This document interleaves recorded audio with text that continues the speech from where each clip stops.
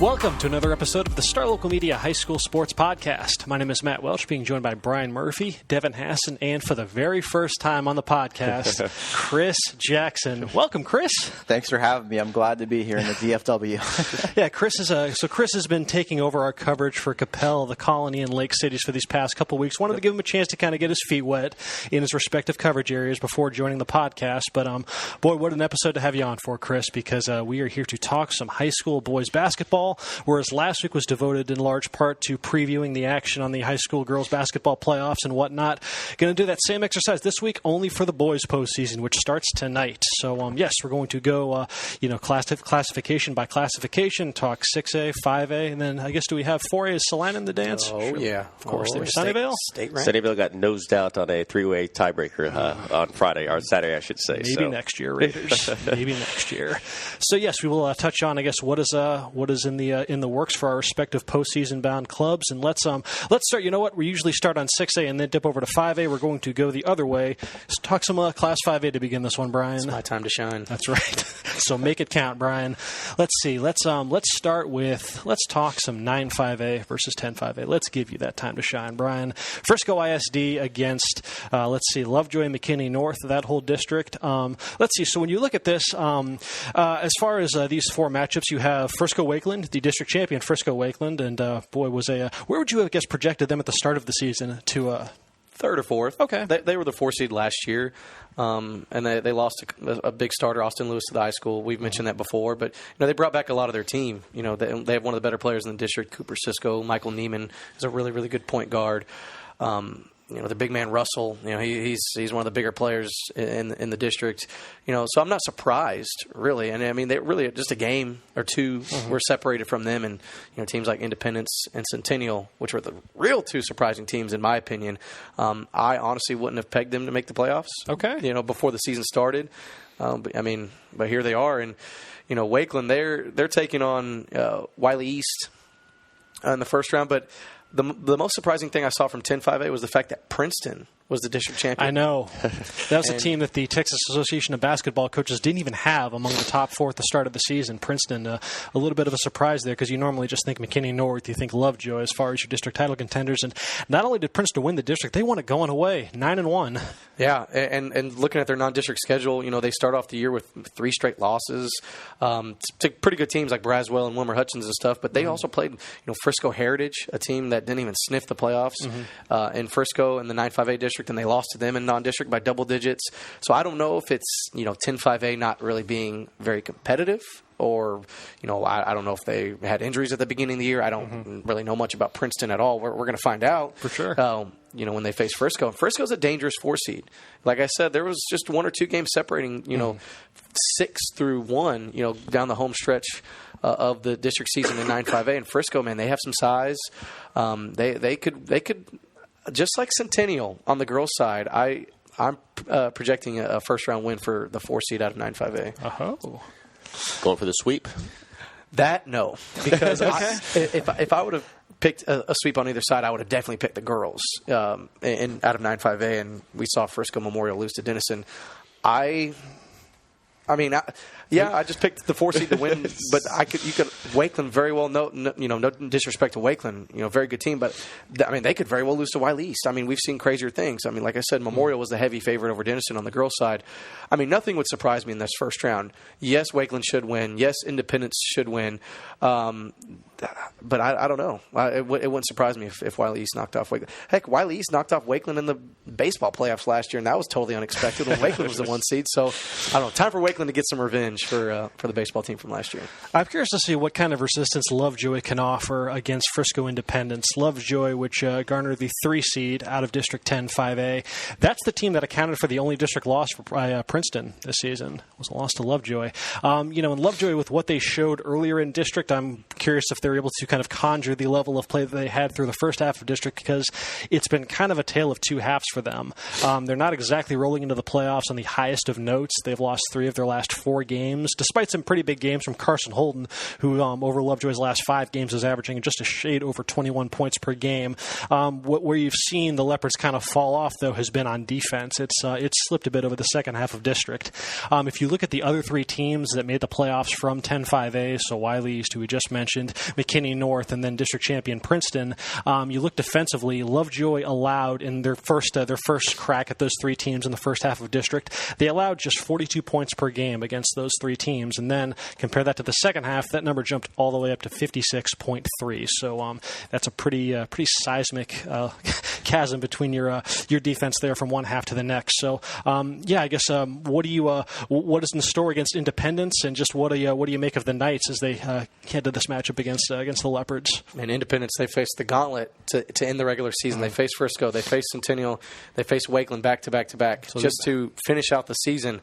And they won one of those 3. They beat Centennial, a game that I was at 2 Fridays ago.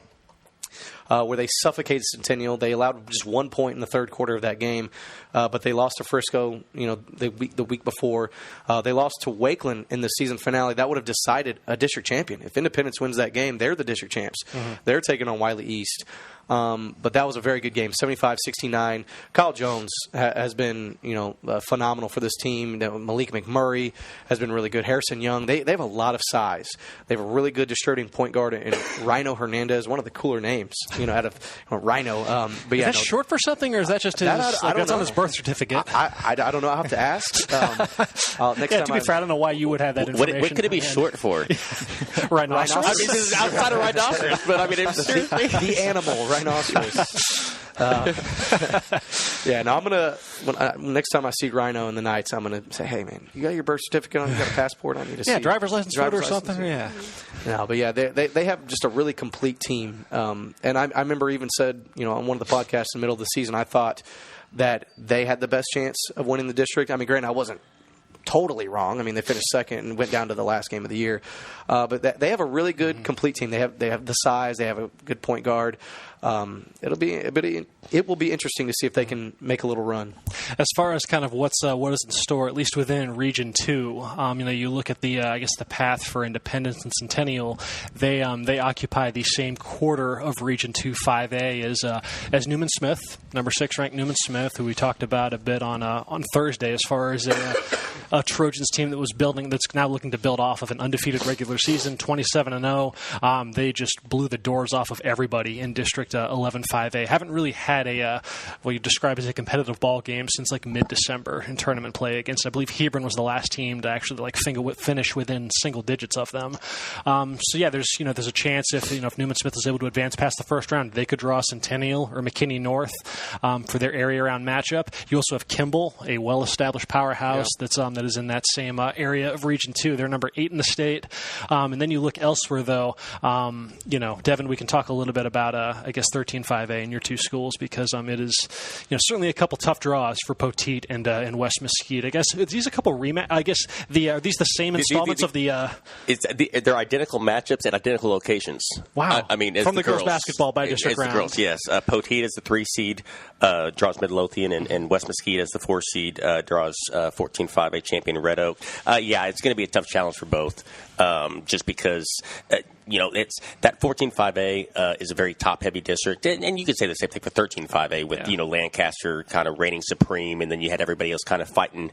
And it's one of those cases where a lot of times it really doesn't matter the 2nd and 3rd seed, but in this district I think it does, because Kaufman beat Poteet on the final day of the regular season to get the 2nd seed, and that was a big deal because that gives them a much more favorable matchup.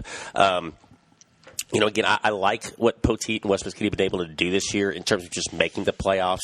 They don't have a dominant player. They don't have a lot of size, either one of them. I think they have some solid size, but you don't have a dominant big man per se. Mm-hmm. But they do it, kind of by committee.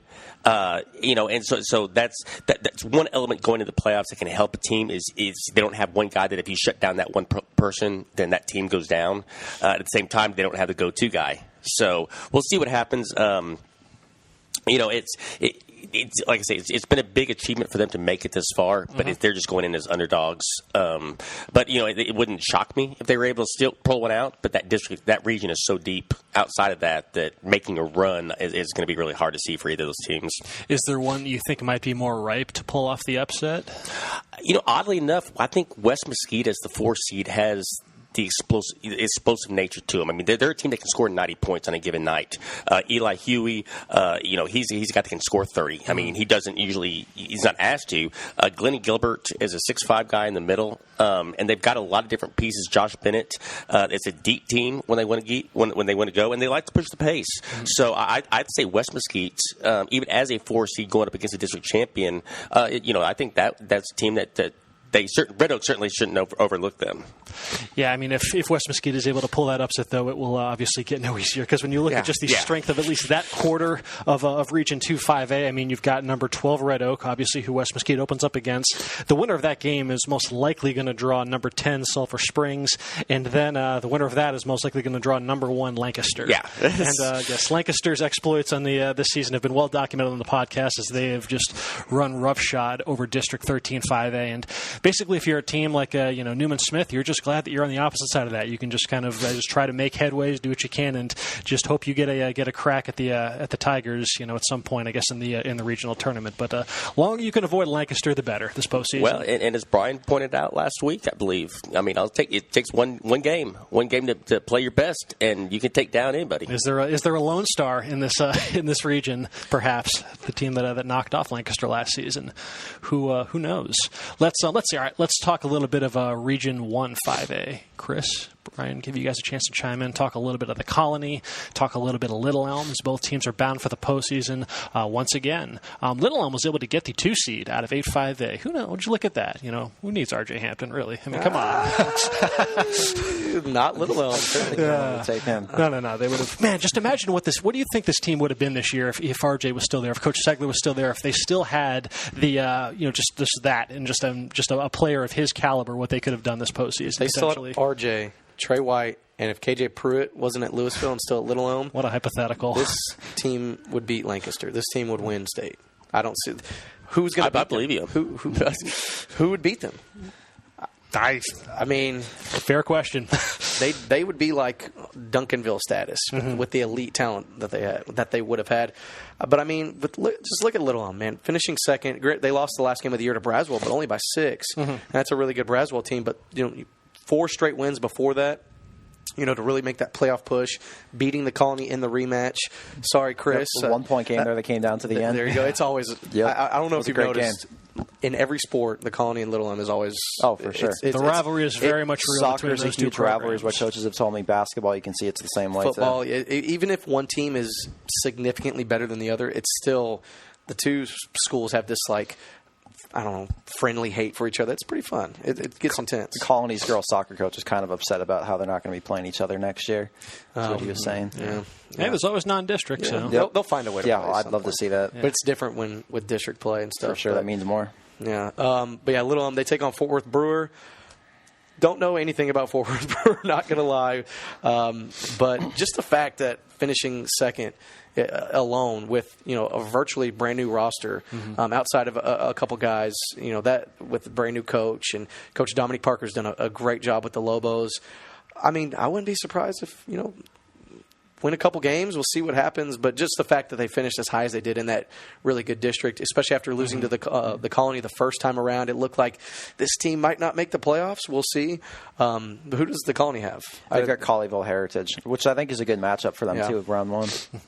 Yeah, because you look at it's so curious to know what to make of a team like the Colony, because even though they're the 4 seed, the Colony, Little Elm, and Denton Ryan all tied for second place at 7 and 5 in that district. So it was just a matter of tiebreakers. And the Colony was on pace to finish second. The Colony got really hot over the back half of district play. They started off really, really slow, and then they got really, really hot, and then kind of cooled back down a little bit. And I thought they were going to be the 2 seed.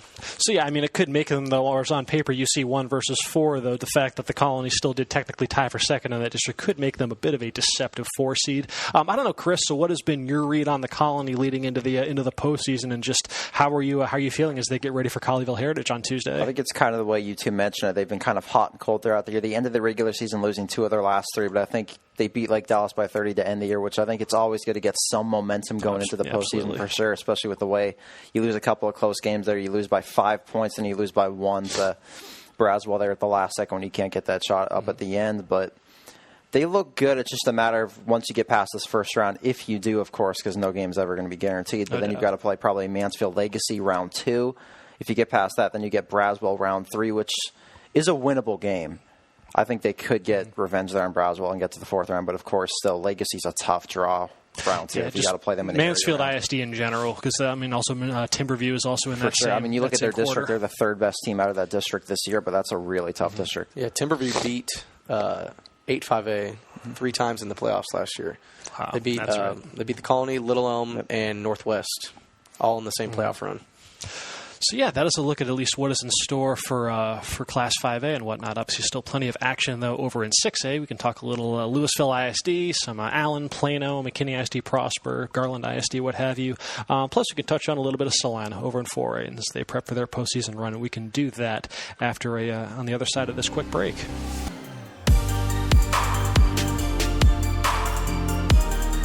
And we are back. We can kick it over to Class 6A and talk some of the action in the high school boys basketball playoffs, which begin tonight. Chris, let's dive into the region of death. Let's talk Region 1. That's about the hardest region I've ever seen.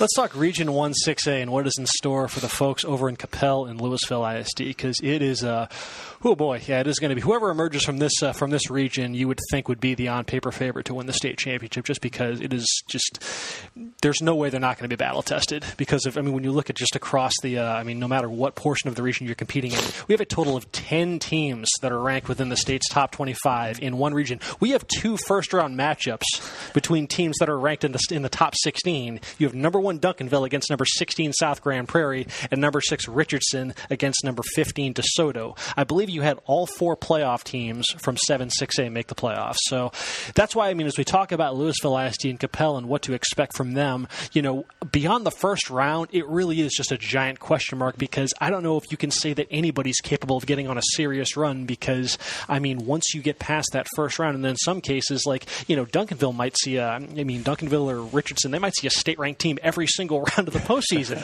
It's good. It is so daunting. But let's focus on District 6A and as far as what to expect there.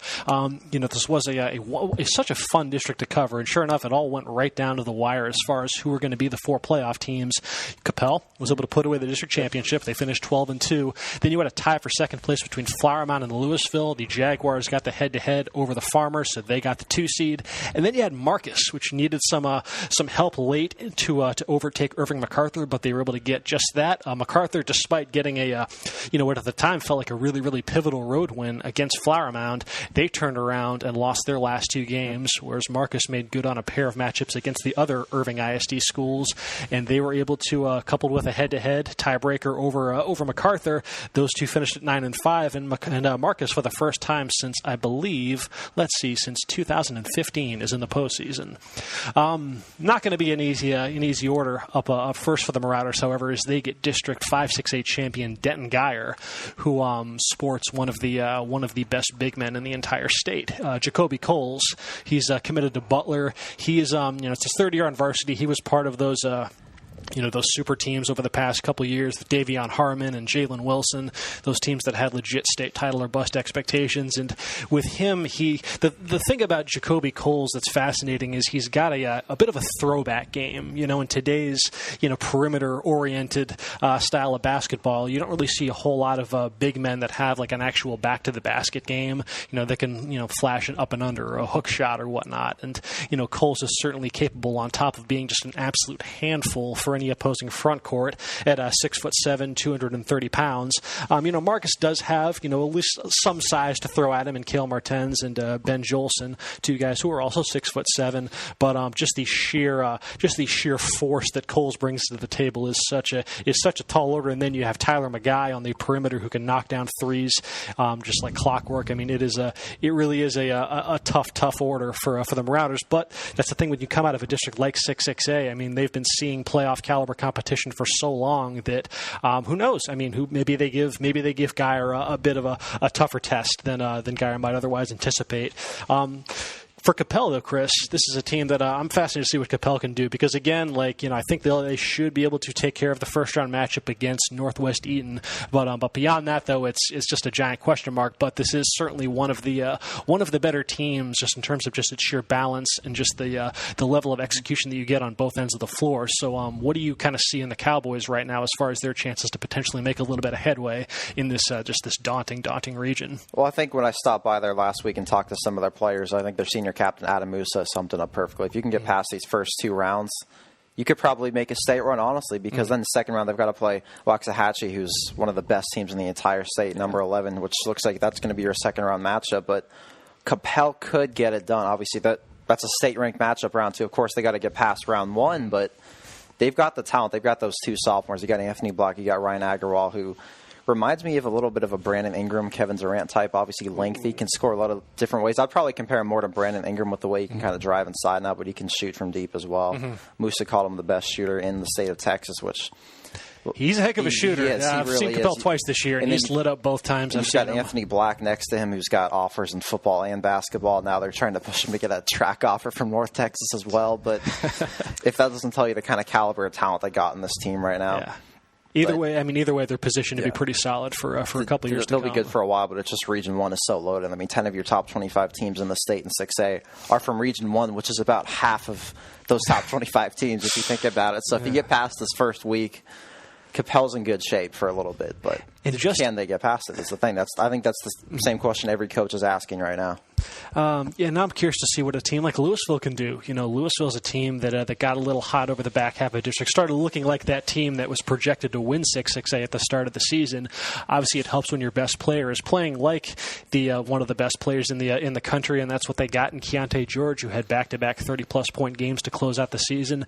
Helped them get they couldn't overtake Flower Mound. In one of those 30-point efforts, they lost I believe just a 2-point game to the Jaguars that wound up being the difference between having the second seed or the third seed. Up first, they have Byron Nelson, who, in a district that was kind of dominated from Geyer. At times some of those other teams can go a little bit overlooked, but Byron Nelson comes in on a pretty solid note as well. They went 12-2 in that district. The only losses were, of course, to the aforementioned district champion Denton Geyer. But they've won 9 of their last 10 games. Only loss was a 3-point setback to Geyer. They've also thrived pretty well in close quarters and whatnot. So I'm curious to see if they can what that matchup brings. Louisville's got probably the edge in just overall talent between Keontae George and, as you mentioned earlier, KJ Pruitt, O.C. Gertman, Kylan Green, and whatnot. I just think, just for the sake of if you're just a fan of high school boys basketball, you want Louisville to get out of the first round, and you want Duncanville to get out of the first round, because then you would get Keontae George against Micah Peavy in the second round, and arguably the two best players in the entire state, which would be just a juicy matchup there in the area round. You could get that. There's just the litany of potential area round matchups between just state powerhouses it's just nuts. I look and I got the bracket right in front of me looking at that. The quarter that Coppell's in, you have Coppell against Eaton, and then you have number 11 Waxahachie against Pierce, number 11. Then you have Geyer, number 18 against Marcus, and then number 6 versus number 15 Richardson and DeSoto. It is such a minefield there. So yes, it'll be tough sledding for 6XA, but the same applies, though, to the rest of the day. But maybe that's good for 6XA for how tough that regular season was. For sure. Maybe that prepares you for this, because if Irving MacArthur's not in the playoffs, just going into those last 2 games, they were in second place, 1 game back of first. They beat Coppell. All of a sudden, they could be vying for a district title. All of a sudden, instead, you lose that game.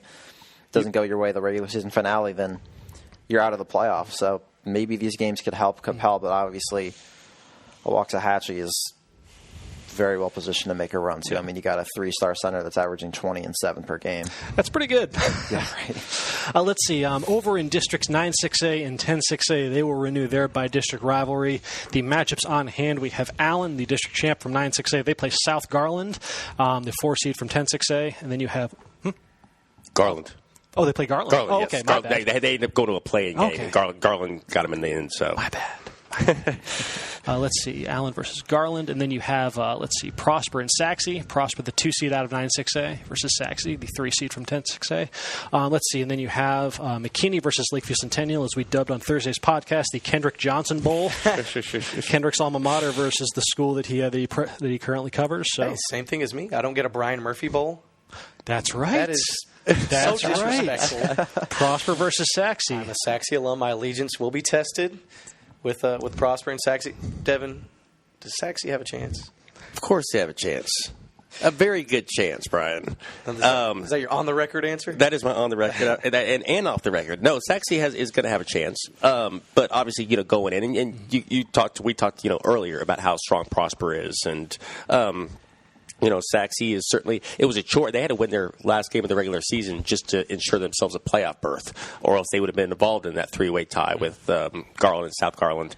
But Saxe's, it's a fun team to watch. It's been fun to watch them grow the last 2 years under Zach Meixel from a team that was just a bottom dweller. 0-14, win 2 games in a season type to be a playoff contender. Obi Onaya is a very fun player. He does a little bit of everything: scoring, rebounding, dishing the ball out. Amari Smith is a good shooter from the outside. Dylan McKeon's a versatile player. They have 8-9 guys that all contribute. How that stacks up against Prosper is tough to see because they really don't have a huge inside presence. And so that's always something that when you run into that in the playoffs is a big factor. So tell me about Prosper and how they kind of size up against that. Talking about size, Austin Atkinson, if he's their big 6'7" post player, baseball stud. Didn't you say he played at Plano? Yep. Baseball pitcher. He's big. He gets a lot of those easy buckets down low if no one's boxing him out or tip ins and what have you. Their best player is also Mondo Battle. Is about 6'6", 6'7", shoots threes, has a mid range game. He gets those easy buckets in the paint if a team doesn't really have that size. Their best shooter is 6'2", Amon Allen. He's one of the best around, and he can light it up. He can knock down 4, 5, 6 threes any given night. They have the size, they have the outside threat. Grant Shaw, point guard, and they're pretty well balanced. There's a reason why they're top 20 in the state, and there's a reason why they only struggled really against teams named Richardson or Allen. And Lancaster and Lancaster. Yeah. Other than those top level teams, Prosper looked pretty good, and they looked pretty good down the stretch, getting that big win over McKinney and assuring that 2 seed. Mm-hmm. They could make a little run. We'll see here. I'm curious to see what Plano can offer up against the 10-6-8 champion Wiley Pirates. Plano, which is in the playoffs for the first time since 2014, they at least enter with a little bit of momentum. They did dominate Plano West pretty thoroughly in their finale, needing to win that game in order to procure that number 4 seed. And I just, as far as what Wiley brings to the table, they lost, one of the best scorers in the area last season, Devin, in John Achibi. And, I remember watching them in that first round matchup against Allen last year, still looking on paper, okay, they still do have a lot of, there's a lot of youth there, and it's looked like a team that was poised to at least be pretty solid this season. I don't know to what extent people foresaw them just dominating 10-6-8 the way that they did, but nevertheless, though, with Wiley, what I'm curious about is just with Plano, as far as a team that's kind of unheralded in a playoff sense. Again, this is the first time in 6 years that they've been in the postseason. What gives me pause though in Plano's chances is the way that they played basically everybody not named Allen in District 9-6A. You look at their games against McKinney in combined. Now, granted, 2 losses, albeit by a combined 5 points. They lost twice against Prosper 2, albeit by a combined 7 points. So they've been able to push the district's elite for sure. And obviously, there's a difference between playing teams close and ultimately getting over the hump, which that could be where it gets them in the end. But I don't know, just how competitive they were with the upper echelon of that district, Allen notwithstanding, has me a little bit. Maybe this game might be a little closer on paper between these 2 teams. I don't know. What did you see out of Wiley when you got to see them during 10-6A? Consistency. Yeah. I mean, they just it was almost like a machine just rolled through the district that just didn't have any off nights.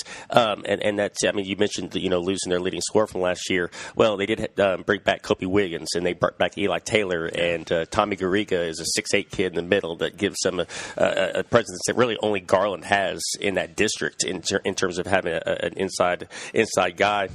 Drew Lutcher is another guy, a 6'5" kid who can shoot. And again, it's a credit to that team and to their coaches in just that they were able to come out and be ready to play. There was no slip-ups. There was no off nights. Lakeview's a talented team that can get you on any night. South Garland, even though they didn't make the playoffs, when they're on with those freshmen that they have, is a very good team. Saxey, I mentioned being solid. For anytime you can go through any district 14-0, and not have that elite talent like we keep bringing up Lancaster, but Lancaster was expected to go undefeated through district. I mean, that was just the way it was. No one thought Wiley was going to be. I mean, this district was every team had 5 district losses, and we thought that would be the way the entire district title would just shake out. Except Wiley was the aberration. They were 14-0. I mean, that was just unexpected, and credit to them. But that being said, it sounds like that first round playoff matchup, that consistency I mentioned, better remain true going forward, because it sounds like that first round matchup is a pitfall, potential one. It could be. Plano plays a very grinding style of basketball. They really do hang their head on defense. Led by their point guard Mekhi Dorsey. A few weeks ago when we were talking, I vouched for him as a potential defensive player of the year candidate out of District 9-6A. One thing that they got to do, though, the last time I saw Plano was in their second matchup against Allen, is they got to avoid foul trouble, especially for Dorsey, because that's where that game against Allen really, really kind of went off the tracks there. Because not only does he just kind of set the tone for their defense, but he's been their go-to scorer, over the back half of district play. On top of being their lead ball handler, he wears too many hats for them to be able to withstand him picking up any early foul trouble. But again, some of that is a symptom of the just his kind of in-your-face defensive style of play. So sometimes it all just boils down to just how friendly the officiating crew is feeling on a certain night, whether or not they'll let him play with that sort of I guess defensive tenacity. So I'm curious to see, though. I don't know. I think it could be potentially a little closer than a 1-4 matchup might look on paper, but who knows? Maybe Wiley wins that by 30 and I look like a moron. So I don't know. We'll see.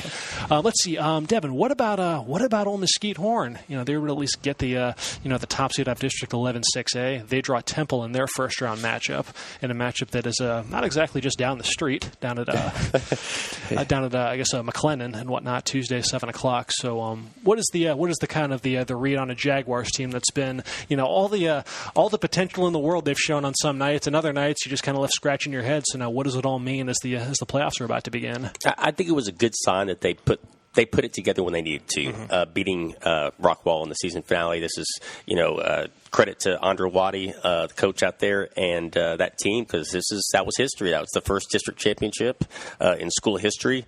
This is a team that had some really good talent come through there. When Quincy Acey was back there with John Bowman and a couple of those guys, that was a legit team, but that team couldn't win the district. This team did. Zakir Sawyer, who's going to Louisiana Monroe, 6'5" kid.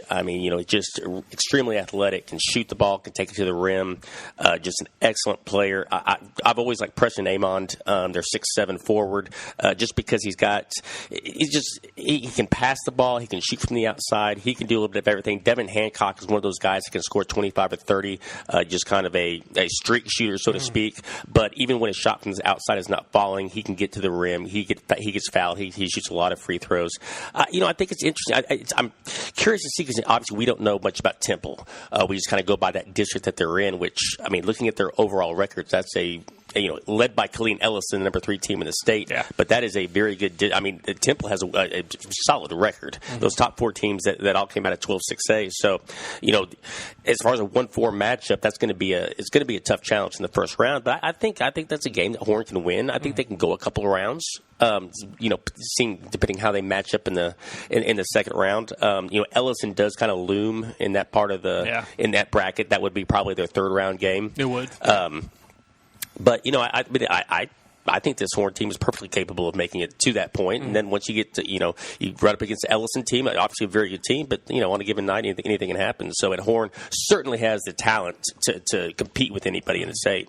You've got, I guess, looking over the region here, you have 5 teams that are ranked in the state's top 25 in Region 2, as you mentioned, led by Celina Ellison, the district champ out of 12-6A. They're number 3. They are on one half of the regional bracket. And then you have Allen, who's number 5 in the state, on the other half. So I don't know if the on-paper math says that is your odds-on favorite for the regional final. Who knows? I mean, you could have done this exercise last year between Allen or Jesuit or South Garland or whoever, and then you had Klein Forest, which came out of the blue and ended up making a run to the state tournament. So who knows? And I mentioned earlier on in the season, Horn was state ranked. They were for a good portion of the season, and they beat 6 teams that were state ranked during tournament season. So, like I say, I mean, this is a Horn team that's played against some of the best teams in the state and has competed well and won against some of the best teams in the state. So they're not going to back away from anybody, whether it be Ellison or if they were fortunate enough to get down the road to play Allen or somebody like that. Yeah. Of course, they still got to get past Temple first. No doubt. We talked a little bit more about Allen on Thursday's podcast as far as kind of the backstory for them as they're looking to build off their first district championship run since the early 90s. And again, it's a team that, everything is right where it was last season. They're almost, I think the win-loss record was 1 loss shy of what they had last season heading into the playoffs. And ultimately, though, they weren't able to do a ton with it. They only went 2 rounds deep before losing to Colleen Shoemakers. So we'll see, though, if Allen can piece together a redemptive postseason and, for a team that has become relatively familiar with getting at least to the regional tournament, if they're able to do that with just a world of confidence after having an undefeated run through district play. Let's see, Bryan, let's close out and talk a little bit of Celina. What is in store for the Bobcats, man, over in Class 4A? Well, they play Pinkston. They don't have to play Lincoln like they did last year. The Carter, that district is loaded that they're paired up with in by district play. Luckily, next year they won't have to be paired up with Dallas ISD for the first round.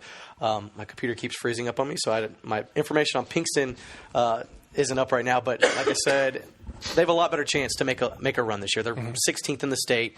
They have one of the better players really in the area, maybe even the state, in Carson Stastny. For sure. 2-time district MVP. His father's the head coach, Bobby Stastny. They have the size, and Kobe Ellison. Hunter Watson, their star quarterback, is one of their star forwards.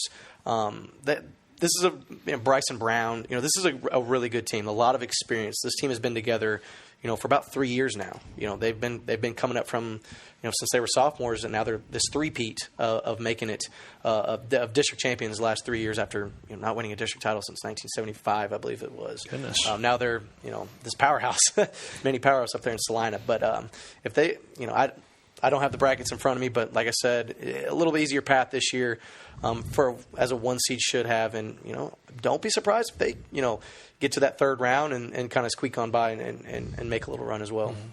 All righty. That'll do it, folks. And as a look at what is on the horizon in the high school boys basketball playoffs, the action begins tonight. Let's see. Have we all got games tonight? Yes. Yes, we do. No, sorry, Devin. Wow. It's a shame. So yes, you can follow us all along on social media. We'll be live tweeting updates from our playoff games all throughout the week, and obviously still got plenty of fun action on the girls' side as well. It's a happening time right now as both the boys and girls basketball postseasons are in full swing. So yes, that'll do it for today's episode of the Star Local Media High School Sports Podcast. We'll be back on Thursday once again from Kelly's Craft Tavern. Should be a very festive time out at Kelly's. Until then, folks, you enjoy your week, and we will talk to you all later.